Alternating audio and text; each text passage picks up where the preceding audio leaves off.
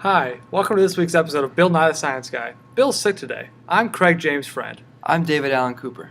Kids, today we're going to talk about evolution.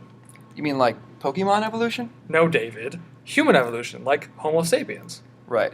Well, Craig, where do you think Homo sapiens originated from? I guess I was always taught that Homo sapiens came out of Africa, but to be honest, I'm not really quite sure. You know what, Craig?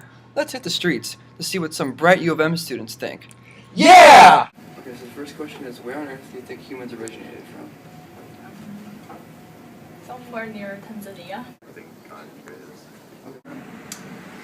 Where on Earth? So I'd say it's probably near Africa and the Middle East. Somewhere from the primate species. I don't know exactly. Africa. Most recently, apes and chimpanzees, I believe, are our closest relative.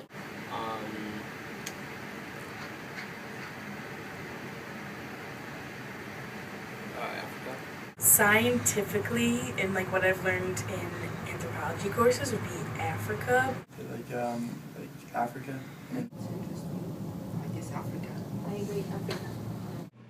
So, we found the most common answer from U of M students was Africa, which is an idea argued by Chris Stringer.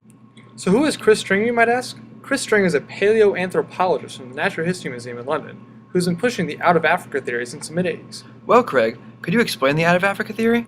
Sure, David. The out of Africa theory states that anatomically modern humans, or AMHs, spread out of Africa around 2 million years ago.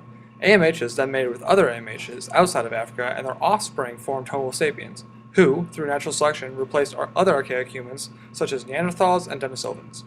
This phylogenetic tree helps explain this theory. All humanoids share a common ancestor. This means that Homo sapiens, Homo erectus, Neanderthals, and Denisovans all shared a common ancestor of African origin at some point.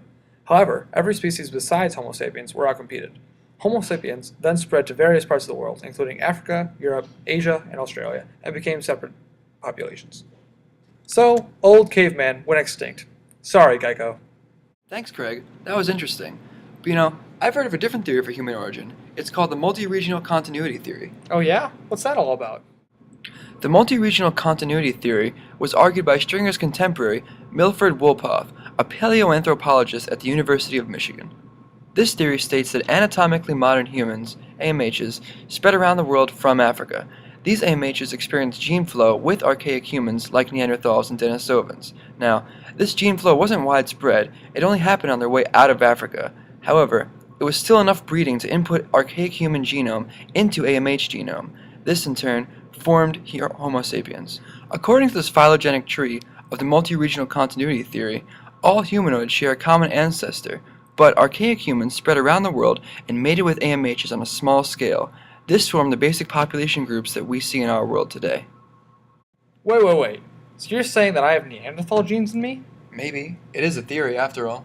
Well, why don't we go see what those U of M students think about that? Yeah!